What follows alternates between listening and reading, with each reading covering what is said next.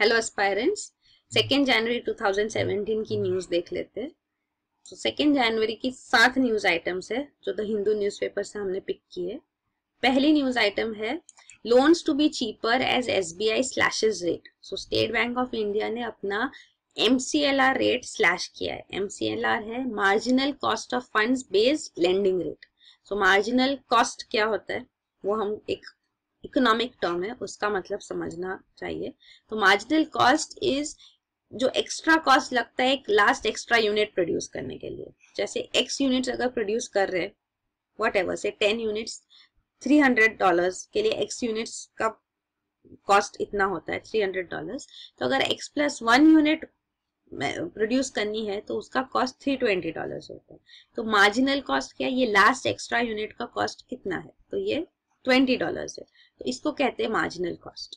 So marginal cost of funds ये calculation करना होता है।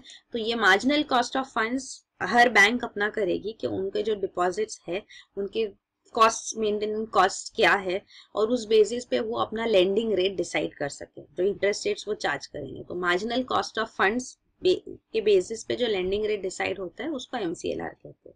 तो RBI ने दिसंबर 2015 में नए रूल्स अनाउंस किए थे जिसमें बैंक्स को अपने इंटरेस्ट रेट्स MCLR बेसिस पे ही अनाउंस करने हैं और वो 1 साल के लिए फिक्स्ड रहते हैं। तो एवरी ईयर बैंक्स को ये MCLR रेट अनाउंस करने होते हैं। तो ये जो इनिशिएटिव है ये बेस रेट को रिप्लेस करते हुए कि MCLR रेट हो गया अभी बेस रेट के बेसिस पे नहीं हो गया। तो बेस रेट पहले जो एवरेज कॉस्ट ऑफ फंड्स के बेसिस पे बैंक्स अपना बेस रेट डिसाइड करती थी। तो ये बेस रेट के बेसिस पे वो लैंडिंग करते थे, इंटरेस्ट रेट्स डिसाइड करते थे और ये बेस रेट वो जब चाहे चेंज कर सकते थे। तो अब RBI ने कहा है कि नहीं, आपको MCLR बेस्ड ही होना चाहिए आपका इंटरेस्ट रेट और वो फिक्स्ड होना चाहिए 1 साल के लिए। तो RBI चाहती है कि जो रेपो रेट्स रिड्यूस किए जाते हैं, तो रेपो रेट जो होता है वो बैंक्स के लिए है कि RBI बैंक्स को किस रेट पे पैसा देती है। तो ये रेपो रेट जब कम होता है तो बैंक्स को भी अपने इंटरेस्ट रेट जो वो अपने लोन्स पे चार्ज कर रहे हैं उसको कम करना चाहिए। पर हम देखते हैं कि बैंक्स ये रेप्लिकेट पास ऑन नहीं करती है बेनिफिट कस्टमर्स को। तो इसीलिए RBI ने ये इनिशिएटिव लिया है कि अब MCLR बेस्ड और फिक्स्ड रेट होगा 1 साल के लिए, इस बेसिस पे बैंक्स फंक्शन करेगी। तो प्रेजेंटली SBI ने भी अपना MCLR रेट काफी कम कर दिया है, 90 बेसिस पॉइंट से कम किया है। 100 बेसिस पॉइंट्स 1 परसेंटेज पॉइंट होता है, तो ऑलमोस्ट 90 बेसिस पॉइंट्स पे जो ये कम हुआ है, तो ये काफी पॉजिटिव डेवलपमेंट है ताकि इवन द इंटरेस्ट रेट्स नीचे आ जाएंगे MCLR के बेसिस पे और इस वजह से होम लोन्स, कार लोन्स वगैरह जो है कस्टमर्स के लिए वो इजी हो जाएंगे, उनके इंटरेस्ट रेट्स कम हो जाएंगे। तो ये इनिशिएटिव लिया गया है। तो ये MCLR 1 अप्रैल 2016 से इफेक्टिव हुआ है और अब 1 जनवरी से हर बैंक को अपना न्यू MCLR इफेक्टिव करना होता है। तो ये जो है ये रूल अनाउंस प्रेजेंटली SBI ने भी किया है अपना MCLR रेट। इवन और जो बैंक्स है बाकी पब्लिक सेक्टर बैंक जैसे यूनियन बैंक ऑफ इंडिया है, IDBI बैंक ने भी अपना MCLR रेट रिड्यूस करके अनाउंस किया है। ये सारे इनिशिएटिव्स अब बैंक्स ले रहे हैं। तो ये है MCLR, यही है। तो वही है कि MCLR का बेनिफिट क्या होगा कि वो 1 ईयर डिपॉजिट्स पे जो मार्जिनल कॉस्ट हो रहा है उसके बेसिस पे वो लोग डिसाइड करेंगे। और पहले जो बेस रेट था वो एवरेज कॉस्ट ऑफ फंड्स पे था, तो वो पूरा कैलकुलेशन किया जाता था, तो अब वो नहीं होगा। तो MCLR rate of course better है कस्टमर्स के लिए कि जो मार्जिनल कॉस्ट अभी जो रिसेंट चेंजेस हुए जैसे रेपो रेट रिसेंटली चेंज हुआ है तो मार्जिनल कॉस्ट ऑफ फंड्स अभी फिलहाल के लिए कम हो रहे हैं। तो प्रीवियस बर्डन ना है, सिर्फ मार्जिनल कॉस्ट प्रेजेंट सिनारियो को देख के बैंक्स अपने रेट्स कम करें। तो ये एक पॉजिटिव डेवलपमेंट है जो RBI ने दिया है। फिर अगला न्यूज आइटम है Rushikulya rookery welcomes olive ridley turtles. तो ऋषिकुल्या यहाँ रिवर भी है उड़ीसा में, कोस्ट यहाँ पे ऑलिव रिडली टर्टल्स यहाँ पे ब्रीड करते हैं उड़ीसा आंध्रा कोस्ट में। ये महानदी रिवर है, ब्राह्मणी रिवर उड़ीसा की, इवन भूबलंगा, ये सुवर्ण रेखा रिवर, ये सारे रिवर्स है और इनकी कोस्ट पे यहाँ पे ऑलिव रिडली टर्टल्स ब्रीड करते। तो ये नेस्टिंग पीरियड होती है जब female olive ridley turtles beaches पे आते हैं और यहाँ पे अपने एग्स सॉइल के अंदर थोड़ा बरी करके ले करते हैं और ये एग्स फिर हैच होते हैं। तो ये रीजन को फिर प्रोटेक्शन दिया जाता है। फॉरेस्ट डिपार्टमेंट भी फुल एक्शन में है ताकि ये ऑलिव रिडली टर्टल्स को यहाँ पे ब्रीड करने दिया जाए, उनके नेस्टिंग सीजन में उनको डिस्टर्ब ना किया जाए, क्योंकि ऑलिव रिडली टर्टल्स भी एक वल्नरेबल स्पीशीज है जिसको प्रोटेक्शन की जरूरत है। तो इवन फिशिंग के ऊपर रिस्ट्रिक्शंस लगाए जाते हैं इस सीजन में ताकि फिशरमैन भी इनको डिस्टर्ब ना करे और इनको नेस्टिंग करने दिया जाए। तो ये काफी इसके बारे में अवेयरनेस है और हर साल ये इनिशिएटिव लिए जाते हैं कि ऑलिव रिडली टर्टल्स को मास नेस्टिंग के फेज में डिस्टर्ब ना किया जाए। तो ये सिनारियो होता है मास नेस्टिंग पीरियड में। तो ये ऑलिव रिडली टर्टल्स है। तो इसमें ये भी इम्पोर्टेंट है कि हम ये भी समझे कि कहाँ पे नेस्टिंग होता है और क्या इसका क्या बेनिफिट है। इवन गवर्नमेंट ने काफी सारे इनिशिएटिव्स भी लिए हैं। इवन आर्टिफिशियल हैचरीज एस्टैब्लिश की गई है ताकि एग्स को आर्टिफिशियली भी हैच किया जाए ताकि इन स्पीशीज को सेव किया जा सके और उनको फ्यूचर जनरेशन को सेव गार्ड किया जा सके। फिर अगला न्यूज आइटम है petrol, diesel and LPG to cost more. So petrol price, diesel price increase किया गया है। तो ये जैसे इंटरनेशनल प्राइसेस अब इंक्रीज हो रहे हैं तो ये रिफ्लेक्ट इवन इंडियन पे प्राइसेस पे हो रहा है। पेट्रोल डीजल अब सब्सिडाइज नहीं है, पर जो एलपीजी है वो सब्सिडाइज्ड है। यहाँ पे भी गवर्नमेंट चाहती है कि उनका एलपीजी सब्सिडी बर्डन कम हो, इसीलिए गवर्नमेंट ने अनाउंस किया था जुलाई 2016 में कि हर महीना वो एलपीजी के प्राइस 2 रुपए से बढ़ाएंगे। तो वो भी इनिशिएटिव अभी लिया गया है। तो ये 14.2 kg का जो एलपीजी सिलेंडर होता है उसकी सब्सिडी भी धीरे धीरे कम की जाएगी और प्राइस इंक्रीज की जा रही है। और अगला है ETF, aviation turbine fuel. Aviation turbine fuel में काफी ड्रास्टिक हाइक आया है, 8.6% हाइक हुआ है एटीएफ प्राइसेस पे भी। तो ये भी काफी हाई है। फिर अगला न्यूज आइटम है panel to use mobile apps to track Punjab polls. तो पंजाब असेंबली इलेक्शंस अभी शेड्यूल है, तो इसमें election commission mobile based apps use कर रहे हैं। काफी सारे एप्स डेवलप किए गए हैं तो लॉ एंड ऑर्डर मेंटेन करने के लिए, इलेक्शन ऑफिशियल्स को लाइव इंफॉर्मेशन शेयर करने के लिए, डेटा इनपुट करने के लिए। तो सारा रियल टाइम इंफॉर्मेशन इसमें डाले जा सके और अवेलेबल हो सबके लिए, इसलिए ये इनिशिएटिव्स लिए जा रहे हैं to facilitate ease the polling process. तो ये इनिशिएटिव टेक्नोलॉजी को यूटिलाइज किया जा रहा है, ये एक पॉजिटिव डेवलपमेंट है इलेक्शन कमीशन में। इवन इलेक्शन कमीशन ऑफिशियल्स को टेक्नोलॉजी यूज में ट्रेनिंग दी जा रही है और ये सारे apps will not be visible to common people. ये सिर्फ इलेक्शन कमीशन ऑफिशियल्स और ऑफिशियल्स जिनको डेजिग्नेट किया गया उनको ही ये विजिबल हो। तो ये technology being used in elections के बारे में है, तो not in the voting process but in monitoring the elections. फिर अगला न्यूज आइटम है 5.5 lakh for each PoK refugees. तो प्राइम मिनिस्टर नरेंद्र मोदी ने अनाउंस किया था 2016 में कि वो सारे पीओके, पाकिस्तान ऑक्यूपाइड कश्मीर जो रीजन है एलओसी के उस पर जो पीओके रेफ्यूजीज है जो इंडिया में आए हैं, Indian side of Jammu and Kashmir में आए हैं, उनको एक रिलीफ पैकेज दिया जाएगा। तो 5.5 लाख पर पीओके रेफ्यूजी के अकाउंट में ये पैसा डाला जाएगा, हर पीओके के अकाउंट में इतना होगा। तो ये अनाउंसमेंट को इम्प्लीमेंट करने के लिए सेंटर ने 2000 करोड़ डिपॉजिट करने का फैसला लिया है। तो 2000 करोड़ ये 36,000 हिंदू रेफ्यूजीज है जो पाकिस्तान ऑक्यूपाइड कश्मीर से इंडिया साइड पे आए थे एलओसी क्रॉस करके। तो काफी सारे 1947 में जब पाकिस्तान ने अटैक कर दिया था जम्मू एंड कश्मीर पे तब आए थे। फिर 1965 इंडिया पाकिस्तान वॉर के टाइम पे भी काफी सारे पीओके रेफ्यूजीज इंडियन साइड पे आए। फिर even the 1971 India Pakistan war जब बांग्लादेश भी सेपरेट कंट्री बना तभी भी काफी सारे रेफ्यूजीज आए थे। तो इन सारे रेफ्यूजीज को ये रिलीफ पैकेज दिया जा रहा है। और एक जो रेफ्यूजीज है वो है वेस्ट पाकिस्तान रेफ्यूजीज। तो ये 36,000 है West Pakistan refugees, around 19,000 refugees है जम्मू एंड कश्मीर में। ये भी काफी सारे उसमें से हिंदूज ही है। तो इनको भी ये भी डिमांड कर रहा है कि हमको भी रिलीफ पैकेज दिया जाए, पर सेंट्रल गवर्नमेंट ने ऐसा कुछ अनाउंस नहीं किया है। स्टेट गवर्नमेंट ने इनिशिएटिव लिया है। Even for this 36,000 PoK refugees के लिए भी सेंटर ने उनको रिक्वेस्ट किया स्टेट गवर्नमेंट को, महबूबा मुफ्ती गवर्नमेंट को, कि ये थोड़ा कंट्रीब्यूशन भी करे। तो 1.2 करोड़ स्टेट गवर्नमेंट भी ये 2000 करोड़ पैकेज में कंट्रीब्यूट कर रही है। और जो ये वेस्ट पाकिस्तान रेफ्यूजीज है इनके लिए स्टेट गवर्नमेंट ने डोमिसाइल सर्टिफिकेट इशू करना शुरू किया है। तो डोमिसाइल सर्टिफिकेट इनको दी जाएगी ताकि ये रेसिडेंस है इस स्टेट के, उसका कोई प्रूफ हो। इसके अगेंस्ट भी कश्मीर वैली में वायलेंट प्रोटेस्ट हो रहे, लोगों को ये वहां पे नहीं चाहिए कि वेस्ट पाकिस्तान रेफ्यूजीज को कोई बेनिफिट दिया जाए, because then it will take away their rights and on the state, on the land. So इसलिए वो इसके अगेंस्ट प्रोटेस्ट कर रहे हैं। बट इनको अभी जो वेस्ट पाकिस्तान रेफ्यूजीज है उनको ना वोटिंग राइट्स है ना कोई फाइनेंशियल पैकेज अब तक दिया गया है, सिर्फ डोमिसाइल सर्टिफिकेट देना इशू किया गया है। फिर अगला न्यूज आइटम है Turkey launches manhunt after club massacre. तो अभी न्यू ईयर्स ईव के टाइम पे यहाँ पे एक रेना नाइट क्लब जो टर्की में है, यहाँ पे एक गनमैन ने इनडिस्क्रिमिनेट फायरिंग करके काफी सारे लोगों को 39 लोगों को मार दिया, काफी सारे उसमें फॉरेनर्स भी थे। तो ये अटैक गवर्नमेंट कह रही है कि कुर्दिश मिलिटेंट्स का काम है। तो काफी सारे जो अटैक्स टर्की में हुए 2016 में भी काफी सारी बॉम्बिंग्स भी तो कुर्दिश मिलिटेंट्स है, जो टर्की में सेपरेटिस्ट मूवमेंट है, कुर्दिस्तान बनाना चाहते हैं। कुर्द्स जो है इनका मेजर पॉपुलेशन है ईस्ट ऑफ टर्की रीजन में भी, ईस्टर्न टर्की रीजन में भी और बाकी कंट्रीज में भी, जैसे सीरिया, इराक, ये सब एडजॉइनिंग कंट्रीज है।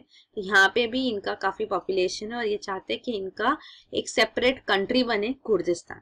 तो ये कुर्दिश रिबेल्स जो है मिलिटेंट ग्रुप भी है, इनका ये जो ग्रुप है उस पीकेके कुर्दिश रिबेल ग्रुप, इनका एक रेडिकल ऑफशूट भी है, मतलब एक सेपरेट सेक्शन उसमें से निकला है जो रेडिकल है, जो काफी वायलेंट वेज यूज करते हैं अपने डिमांड्स पुट फोर्थ करने के लिए। ये टीएके है, कुर्दिस्तान फ्रीडम फैल्कन्स। तो ये टीएके फैक्शन है, ऑफशूट है। इसने क्लेम किया था इवन द इस्तांबुल में अभी दिसंबर 2016 में जो फुटबॉल मैच में जो बॉम्बिंग किया गया था, डबल बॉम्बिंग, इसका रिस्पॉन्सिबिलिटी भी टीएके ने लिया है। तो ये इसमें 44 लोगों की मौत हो गई थी। इवन दिसंबर 2016 में हमने और एक इंसिडेंस देखा जहां पे एक ऑफ ड्यूटी पुलिस ऑफिसर ने रशियन एम्बेसडर जो है टर्की के, उनको असैसिनेट कर दिया, वो भी सीरिया, बिकॉज सीरिया में टर्किश गवर्नमेंट इन्वॉल्व है। तो टर्किश गवर्नमेंट यहाँ पे आईएस से भी फाइट कर रही है, इस्लामिक स्टेट से, और कुर्द से भी फाइट कर रही है, और कुर्द जो है वो इस्लामिक स्टेट के अगेंस्ट फाइट कर रहे हैं। तो ये सारा कॉम्प्लिकेटेड जो सीरियन सिविल वॉर का सिनारियो भी है, तो उसमें भी टर्की इन्वॉल्व है। इवन यूएसए, फ्रांस ने टर्की को फुल सपोर्ट दिया है। ये वो नाटो मेंबर है टर्की भी, नॉन अटलांटिक ट्रीटी ऑर्गेनाइजेशन की, तो उनको फुल सपोर्ट है वेस्टर्न पावर्स का, वो यूएसए के सपोर्ट में ही फाइट कर रहे हैं। तो ये एक था। और इवन जो अतातुर्क एयरपोर्ट, इस्तांबुल में अतातुर्क एयरपोर्ट पे भी जो ट्रिपल सुसाइड बॉम्बिंग हुआ था, उसमें भी 47 लोगों की मौत हो गई थी। इसके लिए टर्किश गवर्नमेंट ने इस्लामिक स्टेट को ब्लेम किया था कि उनकी वजह से ये अटैक हुआ है। और जो एक सिग्निफिकेंट इंसिडेंट हुआ था टर्की में 2016 में, वो है military coup, the failed military coup. So coup means military conspiracy बना रही है कि गवर्नमेंट को टैकल किया जाए, उनको टॉपल किया जाए और वो खुद पावर में है। तो ये कूप अटेम्प्ट जो था ये फेल हो गया था। तो टर्किश प्रेसिडेंट जो है रेसिप तय्यप एर्दोगन, वो भी काफी स्ट्रांगली इन सस्पेक्ट्स पे आए जिनके ऊपर सस्पिशन था कि ये इन्वॉल्व थे कूप में। तो काफी सारे लोगों पे हार्श एक्शंस लिए जा रहे हैं। इवन टर्की ने ये क्लेम किया है कि ये जो अटैक है, कूप अटेम्प्ट था, ये गुलेन, फेतुल्ला गुलेन, जो एक इस्लामिक टर्किश प्रीचर है जो अभी यूएसए में रहते हैं, उनके ऊपर ब्लेम किया है। तो उनका प्रोमिनेंट ऑर्गेनाइजेशन है, पूरा गुलेन मूवमेंट करके है। तो काफी सारे इनिशिएटिव्स स्कूल्स वगैरह में वो इनिशिएटिव्स लेते, कंट्रीब्यूशंस करते हैं। तो ये गुलेन मूवमेंट को ब्लेम किया जा रहा है कि इन्होंने कूप प्लान किया और इफेक्टिव करने की कोशिश की है। तो इसलिए सारे जो लोग हैं, गवर्नमेंट ऑफिशियल्स है, जुडिशियल ऑफिसर्स है, टीचर्स है, जो गुलेन मूवमेंट से एफिलिएटेड है, उनको सबको सस्पेंड किया जा रहा है। ये सारे क्रैकडाउन्स अंडरटेक किए जा रहे हैं टर्किश गवर्नमेंट के थ्रू। तो ये जो गुलेन मूवमेंट है, ये एक्चुअली टर्किश गवर्नमेंट जो है, रेसिप तय्यप एर्दोगन की जो पॉलिटिकल पार्टी है, जस्टिस एंड डेवलपमेंट पार्टी, इसको एकेपी कहते हैं। तो एकेपी पार्टी की एली थी, मतलब दोनों ने मिलके गवर्नमेंट फॉर्म किया था 2002 में। पर बाद में इनके बीच में डिफरेंसेस आ गए और उसकी वजह से दोनों अलग हो गए। पर इस पीरियड में जब दोनों साथ में गवर्नमेंट में थे, काफी सारे Turkish police force, judicial officers, even teachers got affiliated to Gulen movement. So वो सारे अभी भी फोर्स में है, इसीलिए गवर्नमेंट उनके ऊपर हेवी क्रैकडाउन कर रही है। इवन टर्की ने इंडियन गवर्नमेंट से रिक्वेस्ट किया था कि जो सारे ऑर्गेनाइजेशन से जो गुलेन मूवमेंट से अफिलिएटेड है उनको उनके एक्टिविटीज को सस्पेंड किया जाए। तो ऐसा भी डिमांड आया था टर्किश गवर्नमेंट से इंडिया पे। तो ये सारे जो डेवलपमेंट्स है ये टर्की में फिलहाल हो रहे हैं। ये फेल्ड कूप अटेम्प्ट के बारे में भी बताया गया है कि कैसे आर्मी यूनिट्स को तो देखा गया था कि वो लोग बॉस्फरस जो है इस्तांबुल पे स्ट्रेट है, हम देखेंगे मैप में भी, यहाँ पे वो लोग ट्रैफिक कंजेस्शन हो गया था, काफी सारा आर्मी यूनिट्स यहाँ पहुंच गई थी। और टर्किश प्राइम मिनिस्टर अनाउंस किया था कि ये जो अनसैंक्शन, मतलब ये ना गवर्नमेंट ने उसको सैंक्शन किया था, अलाउ किया था आर्मी यूनिट्स को मूव करने के लिए, और विदाउट सैंक्शन वो मूव कर रहे थे। तो इसीलिए ये सस्पिशन आया कि ये कूप अटेम्प्ट है। और उनको सारे जो ये टर्किश चीफ ऑफ स्टाफ था उनको भी होस्टेज लिया गया था एक कूप प्लॉटर्स के। तब प्रेसिडेंट रेसेप ताय्यिप एर्दोगन ने सोशल मीडिया पे पब्लिक से अपील की थी कि वो प्रोटेस्ट करे और इस कूप अटेम्प्ट को फेल करे। तो क्योंकि कूप जो है वो गवर्नमेंट को टॉपल कर देगा, जो डेमोक्रेटिकली इलेक्टेड गवर्नमेंट है उसको कंट्रोल होना चाहिए, उनको पावर होना चाहिए कि गवर्नेंस कैसे हो। तो कूप काफी सारे पहले भी टर्की में हो चुके हैं, मिलिट्री कूप। सो ये एक और अटेम्प्ट था जो सक्सीड नहीं हुआ।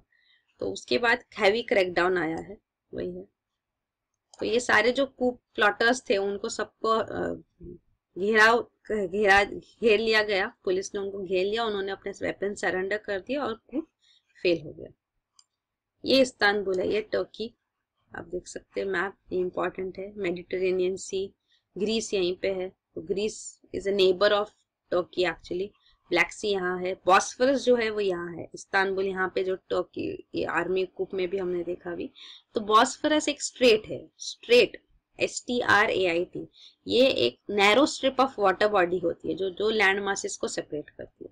तो यहाँ पे ये बॉस्फरस स्ट्रेट है, सी ऑफ मरमरा आप देख सकते हैं यहाँ है। तो ये इस्तांबुल, यहाँ पे जो पहले कॉन्स्टेंटिनोपल बोला जाता था वो ये इस्तांबुल है। तो इम्पोर्टेंट पैसेज रूट है ये, कनेक्टिंग यूरोप एंड एशिया। और ये अंकारा, टर्की का प्रेजेंट कैपिटल अंकारा है।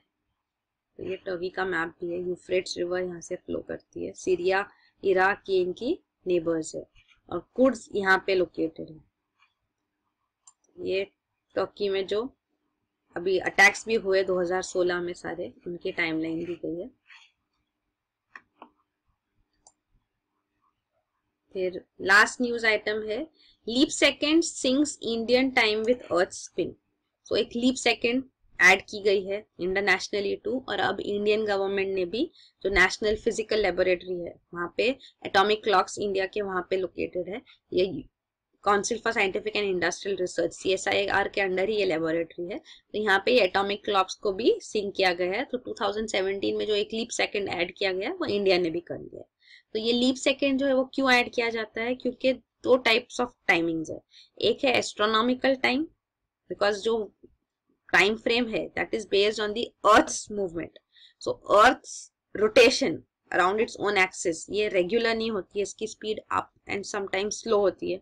तो ये जो है इसको एस्ट्रोनॉमिकल टाइम जो है वो अर्थ रोटेशन के बेसिस पे होता है, और जो एटॉमिक टाइम है तो वो उसको UTC कहते हैं, यूनिवर्सल कोऑर्डिनेटेड टाइम। तो जो एक साल होता है 365 डेज जो हम कहते हैं, वो एग्जैक्टली अर्थ्स रोटेशन एक कंप्लीट, अर्थ्स रेवोल्यूशन एक कंप्लीट होने के लिए उतना टाइम रोटेशन, एक एक रोटेशन पे एक एक दिन होता है। तो ये रोटेशन एक्चुअली कम ज्यादा होते रहता है, तो इसीलिए वेरिएशंस आते हैं।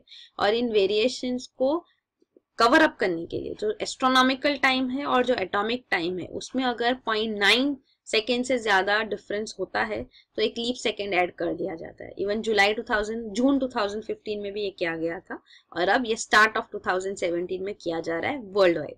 तो ये एक एक्स्ट्रा सेकेंड जो है ये जनरली डेली लाइफ में इसका कोई फर्क नहीं पड़ता, पर अगर हम देखें सैटेलाइट कम्युनिकेशन, नेविगेशन, एस्ट्रोनॉमी, ये एक सेकेंड का भी काफी सिग्निफिकेंस होता है। तो इसीलिए syncing astronomical time and atomic time जो है ये एक इनिशिएटिव अभी लिया गया है। तो ये लीप सेकेंड ऐड किया गया है, तो ये इंडिया ने भी इसमें ऐड कर दिया। तो जो स्टैंडर्ड टाइम ग्लोबली मेंटेन किया जाता है US में भी, वहां पे भी किया गया और इंडिया ने भी ये किया। तो ये 1972 से 25 लीप सेकेंड्स ऐड कर दिए किए गए हैं अब तक कोऑर्डिनेटेड यूनिवर्सल टाइम यूटीसी में। तो ये सिंक्रोनाइज्ड है एस्ट्रोनॉमिकल टाइम से। तो आप देख सकते हैं लीप सेकेंड्स जो ऐड किए गए हैं दिसंबर में और जून में भी, ये 2015 का है। तो ये सारे यहाँ पे बताए गए 28 सेकेंड्स जो लीप सेकेंड्स ऐड हुए। तो यही है न्यूज आइटम्स। Thank you.